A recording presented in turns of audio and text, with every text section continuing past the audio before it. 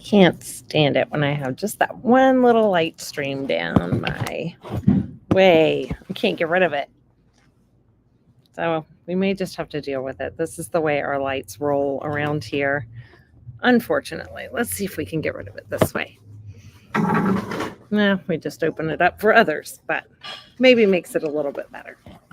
So today, I wanted to bring some really unique things to you about the differences between dogs and cats, and also the differences between dogs and cats and humans when it comes to feeding and digestion, and what are most appropriate ways to feed our animals as we are, looking at what's most important for them.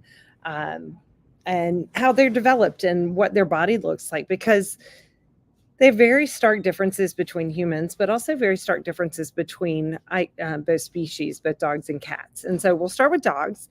Dogs are arguably omnivores. I think there's some controversy there, but they can eat both meat and plant sources. And so when we talk about plant sources, this can be anything from carbohydrates to fruits and vegetables. But dogs can digest those things and can tolerate them pretty well. Um, when we talk about cats, cats absolutely are obligate carnivores, and they really should not have any carbohydrates at all, or an extremely um, low carbohydrate diet. We'll talk a little bit more about that and what that looks like. But for dogs, they can have some plant-based material in their diet. Um, we talk about a lot of risk of recalls and things like that from pet food companies. And one of the probably most common recalls we see is for salmonella. And we see that kind of across the board in mostly in kibble, but there might be some recalls and some raw for different bacteria as well. But dogs have 100 times the amount of stomach acid of that of a human. And so that bacteria really is more of a concern for the human consumable side when we're handling their pet food. It can be more of a risk to us. So that's why we always encourage washing your hands before and after you feed your pet, and making sure that you wash their bowls and reduce the potential contamination for human standpoint, not for the standpoint of your dog.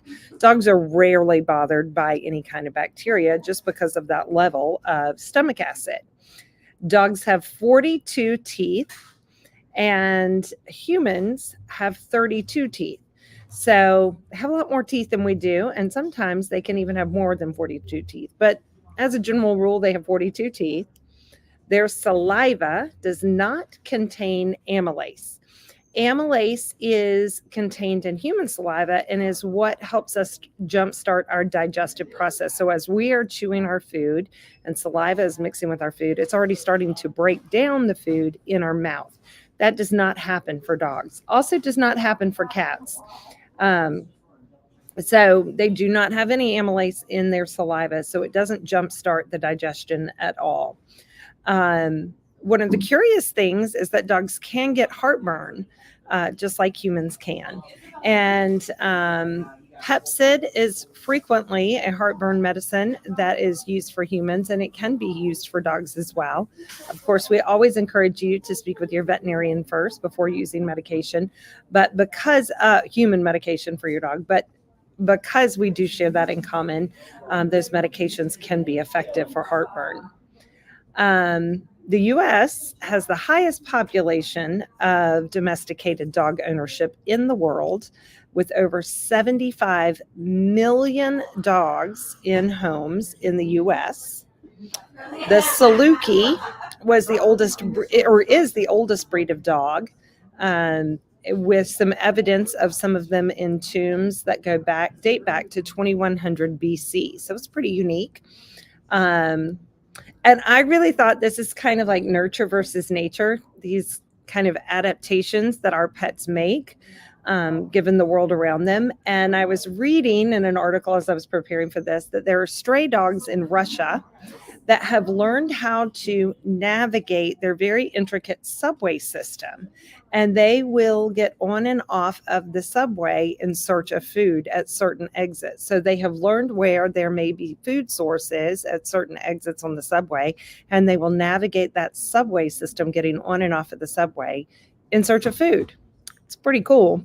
But definitely a case of nurture versus nature. I mean, you do what you got to do, survival of the fittest. And if there's food at that exit, you learn where those exits are. We do too, right? We know where the Starbucks is just down the street from our store. We know where the grocery store is. So very interesting, a very interesting thing about dogs. They certainly are smart. And I thought this was all so very cool. But of course, you guys would know this. Your dog can smell your feelings. Their wet noses help absorb scent chemicals that help them. And in one of those things, they can smell the chemicals that make you sad, or, the chemical that your body's emitting when you're sad. This is why dogs are very highly trainable for things like medical purposes, because they can smell those feelings. They can smell certain things when it comes to seizures or heart attack alerts, things like that. Dogs are very smart because of their noses. Okay, moving on to our kitty cat friends. I said earlier that they're obligate carnivores. So they really, really should not be eating any carbohydrates. And an ideal diet for a cat is going to be a raw diet that we carry in our freezers that is muscle meat, organ meat, and consisting of very little else. One of the best cat foods that we carry in our freezers is called Savage Cat. It comes in 2 different textures. And texture is very, very important to a cat. We'll get into that in a minute as to why, but it is very important to cats, which is why you have pet food that comes in all different shapes, sizes, and textures. Cats are imprint feeders, so that can make things really hard when you want to change them or transition them to a new diet. But cats really should not be getting dry food. We feed them dry food out of convenience, what we call kibble or dry kibble. That food is out of an abundance of convenience for us. Cats really should get their moisture with their diet. A cat's tongue cannot rehydrate their body. It cannot cup like that of a dog. So if you watch a dog drink water, their tongue will cup.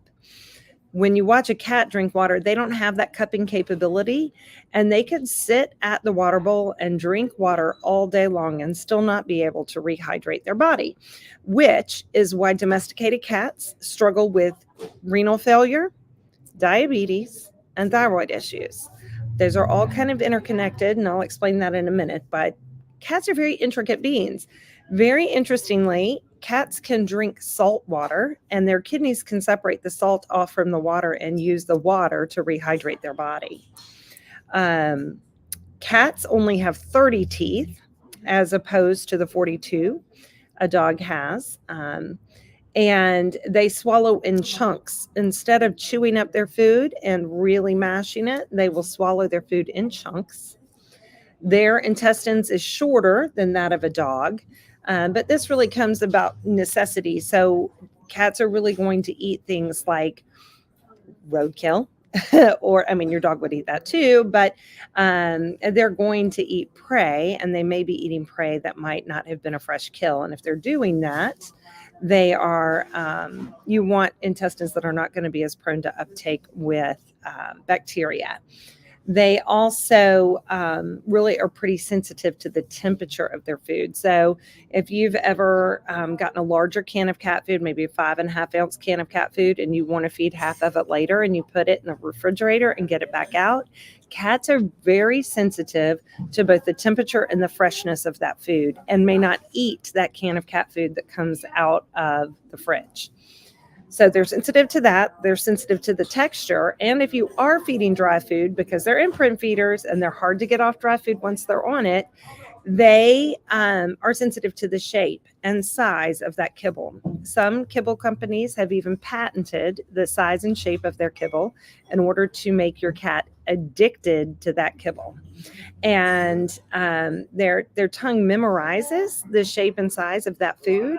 And if you try to introduce something new, they will literally pick out the new and eat the new and leave the old.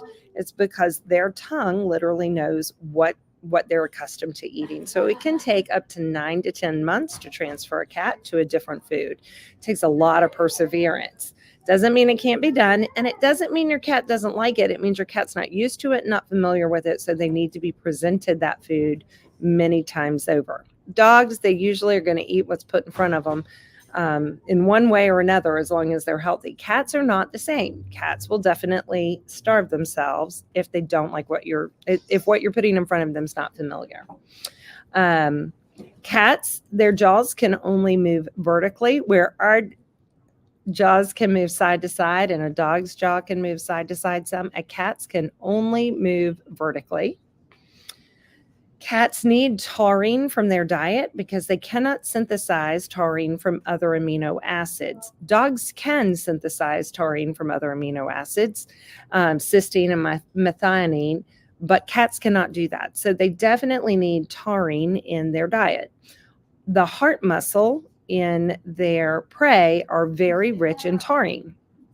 And so if you really want an easy way to provide your cat with enough taurine, you can get chicken hearts, duck hearts, any of those kind of heart treats are going to be really, really rich in taurine. Ironically, one mouse has the daily serving of taurine that a cat needs in their diet. Kind of a nature provides kind of thing. Lindy, yeah, we'll talk about that in just a second. She has something about her dog still eating grass. I'll explain why. Cats can taste air, but they cannot taste sweet. They are the only mammal that cannot taste sweet. Cats have 473 taste buds. Humans have 9,000. Dogs have 1,700.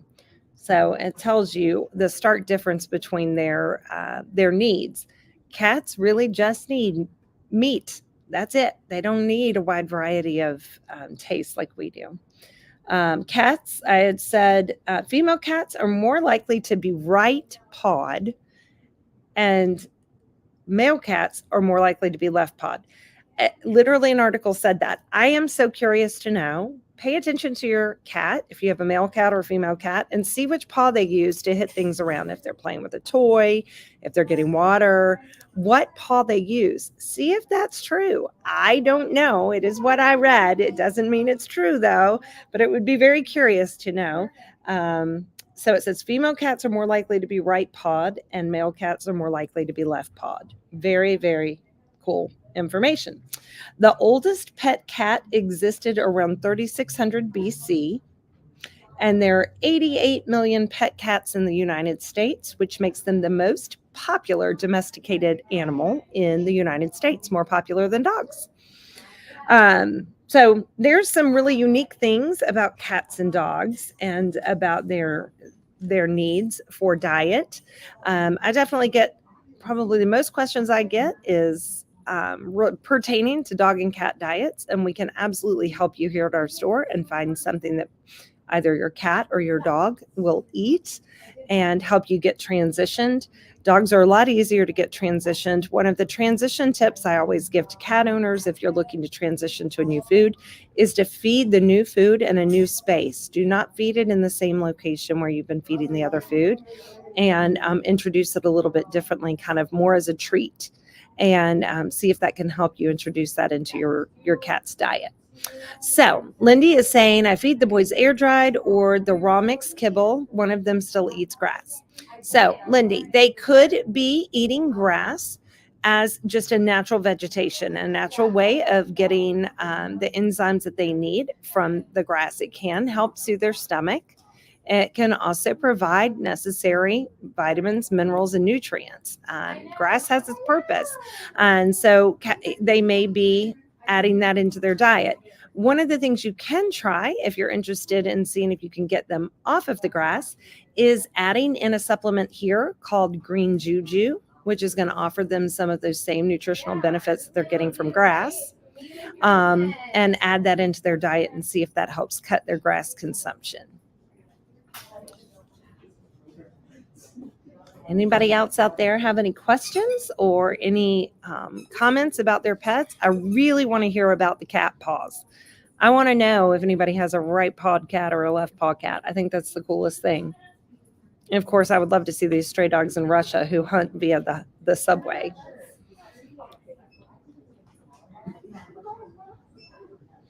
But yeah, cats and dogs are so unique. They're very, very different, and they're different from us too.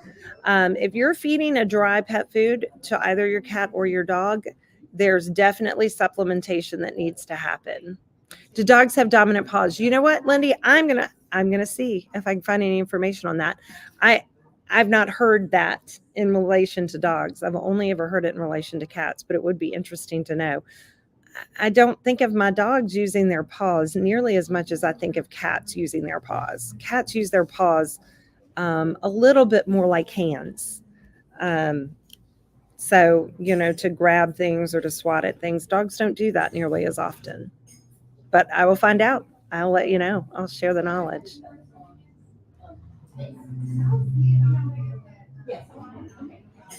Well, that is some good information out there for you. Of course, both of our store locations have staff out on the floor that can help you every single day of the week with your nutrition questions. And if you stump them, they'll come to me and I'll be happy to work with you and see what we can do. But we have lots of different pet foods available up here for all different kinds of nutrition needs. And as I was saying before, definitely if you're feeding dry food, you need to supplement. You need to add in omegas. For both dogs and cats, you need to be adding in omega oils. We have lots of omega oils to choose from here in our supplement aisle, and I would recommend rotating those supplements, those omega supplements, and giving a different variety. But omegas are very unstable and go rancid fast.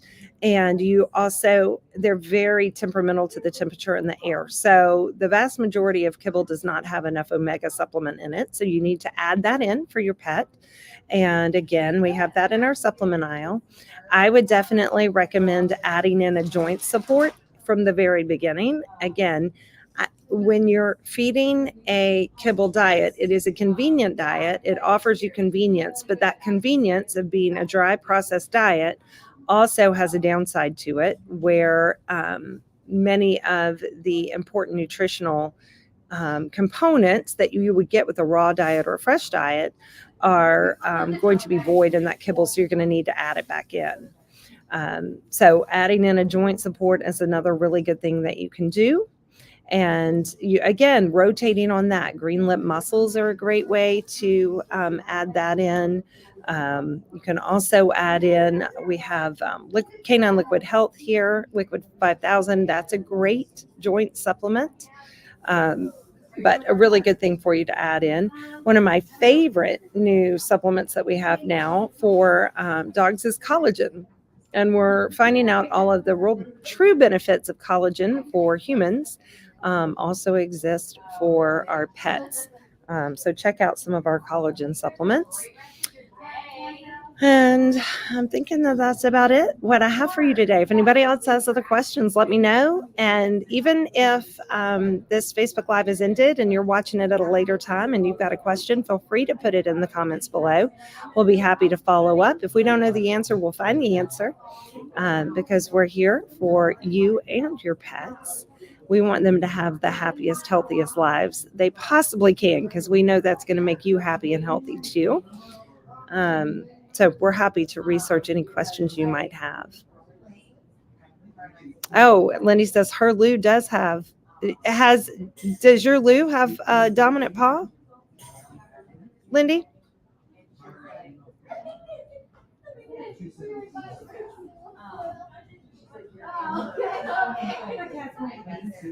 I don't know. Maybe Lindy's already left, but would be cool to know.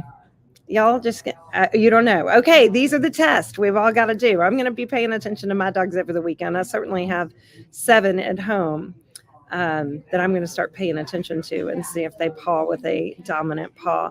Mole is probably my one that paws at me the most, so I'm going to see if it's always the same paw, and I'll report back. I'll let you know. But I hope you guys have a great weekend. We're going to be at Must Love Dogs this weekend. Nicole's going to be there with our table. It's going to be a huge event and a beautiful weekend. And we're also going to be at the Pig Pounder 5K. We're going to have an All Pets Considered team walk in the 5K for Pig Pounder. So we hope to see you out and about in the community this weekend. We definitely will be out there too. And if you haven't already gotten your March subscription boxes, we have just a couple left, so you could hop by or go online and purchase your March subscription box. Hope you guys have a great weekend, and we will see you next week when we'll be talking about some backyard chickens. I think I'm going to take a field trip.